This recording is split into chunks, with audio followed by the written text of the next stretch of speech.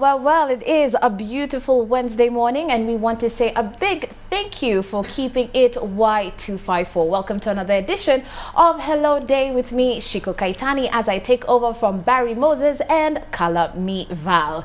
Now, every Wednesday, you know what we do. It's all about health and good living. And so today, we've got something brand new for you to discuss, which is not one of the regular discussions that we have. And trust me, I really feel that this particular discussion is going to be so helpful to all the ladies out there. Now, obstetric fistula is one of the most serious and tragic childbirth injuries. It's actually a hole between the birth canal and bladder or rectum. And this actually leaves women with a series of problems, including depression, not to mention social isolation, and we'll be finding out more about this. And so as we begin our talk today on reproductive health, allow me to introduce Project Coordinator Juliet Gitau from Flying Doctor Society of Africa.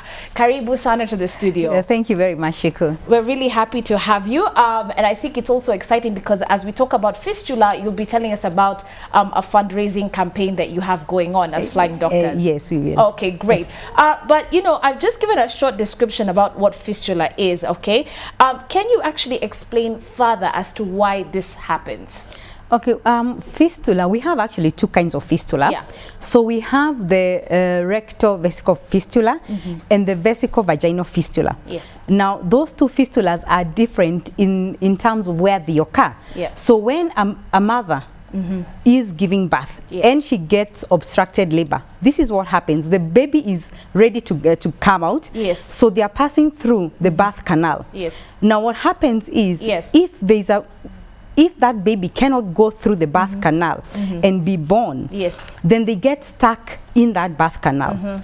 Now, what happens is, when they are, let's say the head is stuck, it presses against the tissues of the vaginal wall, the birth canal, and perhaps the rectum or the urethra. Now, what happens when that head is pressed there? You do not get blood flowing through those tissues. Wow.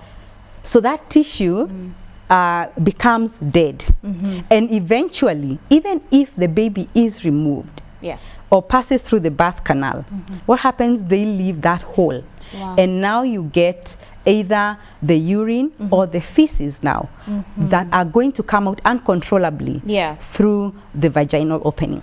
Wow. So this condition affects women very much. Yeah. And that is why it is our passion to give treatment to these women. Yes. Now, you know, the negative results of fistula are, of course, numerous. I don't know if you can actually describe what a day-to-day life is like for a woman living with obstetric fistula. We've seen many women when we have our medical camps. And most of them, when they come, they are very beaten down. And this is because these women, what's been happening to them from the moment they get fistula, they live in shame.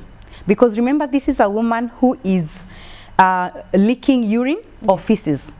So when they are leaking all the time, and you know, this is mostly, it affects rural women, but we also have some urban women. But most of these women are from very poor backgrounds, so they live in isolation and shame. This is a woman, for example, who in the village has to go to the well to fetch water. Yes. The other women will shun her because they don't want somebody who is smelling. Yes. This woman will not only go through that shame of smelling, because even as much as she cleans herself, the urine and the feces are uncontrollable. Just keeps leaking. They just keep leaking. Yeah. So most of these women also are left by their husbands because which man will withstand that, especially without the knowledge about fistula. They also go through phases where they are not able to make a living, so their family suffers. So that is the shame they live with, isolation. I can imagine. I can just imagine. And you know, even seeing some of the videos, it's just terrible. I mean, no one would actually think that something like that could drive women even to the point of even suicide, because nobody wants to be around you. Nobody wants to be around them. They can't even go to church. No social activity for them, even within their own families. Some of them are told that they've been cast or they were promiscuous. So that is basically what they have to live through. Some of them will not also want to eat or drink. So they'll deny themselves food or drink because they know once they start moving from here, from point A to B, how do they control it? So you find most of them even become malnourished. Because they don't want to eat. They don't want that shame. Okay. Let's talk about some of the statistics, Juliet. Can you tell us about how many women are actually living with this condition, if you know from your research, especially when it comes to the young mothers? This condition, first of all, I must say, in the developed world, they abolished, let's say, they abolished fistula about 100 years ago. Now it's more prevalent in Africa. Now, according to research, in Africa, we have about 2 million women living with fistula. Now, the numbers are usually difficult to say. We say maybe in Kenya, maybe about 3,000. But again, because of the shame, women do not come out per se and say that I have fistula. We've met women who come out and say, I have never told anyone of this condition, not even my husband. So at the point where we go to hold the medical camps, the brave women come out and say it. But statistically, it becomes very, very difficult because these are women who are hiding. They're always hiding. No one will just come and say, it's not like I have diabetes and come and say, oh, Shiko, you know what, I have diabetes, or I have this and this. It's very, very difficult for somebody to come and tell you, I am leaking urine or I'm leaking feces because of the kind of society we live in. So estimated about 3,000. Women. I want to know actually about teenage mothers, of course, this being a youth channel. And we actually talk about teenage mothers being at risk of actually developing fistula. Can you actually tell us why teenage mothers are at risk? First of all, as a teenager, you really don't have much control over your life, isn't it? I mean, somebody else is always controlling you, maybe in school, maybe at home. So you find that most of these girls, first of all, they will get pregnant. And of course, one, they are afraid to say. Every girl will be afraid to tell their mother, hey, mom, I'm pregnant. Yeah, we do get that a lot. Oh yeah, you definitely. And some of them will hide it up to the point where they're giving birth. Maybe somebody starts getting you know, the labor pains, and they tell their mother, my stomach is aching. They know what's going on, but they're not saying. And all these 9 months, somebody has not gone to hospital. So one, they have not received any antenatal care to know what's the health of their baby, to know whether they deserve to have a cesarean section or they deserve to have normal delivery. The other thing is a girl's body, a teenager's body is not well developed. The pelvic bones are not well developed. They develop at about 21 years. So what will happen normally, that baby cannot be pushed through the cervix. Because of those bones, they're not strong enough to withhold that pressure. There's a lot of pressure that comes with childbirth. So these are some of the risks that as a teenage mother, as a young adult, that you go through. Hiding the pregnancy and not going through, I mean, and then maybe you don't want even to say you are pregnant. So who's going to help you? You have to say, you have to speak up. And by the way, I like what you're saying, and I agree, because recently we actually had a midwife here from Kenyatta National Hospital, and she says when she talks to a lot of young women, for sure, people actually don't know that young girls are pregnant. And suddenly you come to hospital and there's a baby. And the mothers are like, when did you get pregnant? Exactly. You know? So I do understand. I get it. So there's need to educate the young ladies a lot, the young people who are maybe pregnant, or you know, they are of reproductive age, and tell them, you know what, despite the stigma of being pregnant, you're a teenager, I mean, there's still hope. Give birth to that baby. Talk about it. Then you get help. Then you don't have to end up with other birth-related complications when the issue would have been sorted out early. Okay. Yes. All right. Well, remember that SMS number is 22162 if you want to get in touch with us. If you do actually want to ask Juliet Gitau any questions concerning obstetric fistula. And of course, please begin your text message with YM254. Please let us know where you are watching from. Here's some stats, Juliet. According to the United Nations Population Fund, more than 2 million women in sub-Saharan Africa, Asia, Arab region, Latin America, and the Caribbean are estimated to be living with fistula, right? Now, they say that its persistence is a sign of global inequality and an indication that health systems are failing to protect the poorest and most vulnerable women and girls. This is actually preventable. Yes, it is. Why do you think it's still persisting today? What's the issue? I think the issue has to do, one, with the knowledge that's out there with many women. As much as there's free education, let's talk about maybe in Kenya and maybe other African countries who are similar to us. As much as governments are trying to provide free education, you find that the literacy levels are not they're not up there. So right now, maybe in the towns, we have access to phones and internet and everything. But what about the women in the village? They don't have access to information readily as we might have. So right now, your viewers are going to be, maybe most of them are on their phone looking up, oh, fistula, I hadn't heard about it. So now the information has been passed on. The other thing is about maybe lack of proper health systems. You know, resources are stretched in most African countries. So you have, like now, maternity has been made free. But then you find that there are some in some towns or in some counties, there are places where they are very remote. They do not also even have proper roads to even get to that hospital, for them to be taken care of when they are giving birth to a baby. Also, so you have a lot of home deliveries. Also our cultural practices. Like if you're living down there in the village, they will say, that health clinic is so far away. Your mother will get you somebody who will come. Even how she gave birth that way to you in the village. So they'll come and they'll attend to you. And they'll believe that is what is right. So that lack of information, that is what is also contributing to this lack of the systems to get these ladies to hospital so that they can get that adequate care. And you know, someone actually pointed out to me and said, by the way, is this actually a condition for the poor? Would you call it that? I would say the majority who are affected are the poor. But we've had cases also, believe you me, even in Nairobi, teachers, people who, you know, good, you know, people who are well-to-do. Your modern-day woman, we have had them coming for surgery.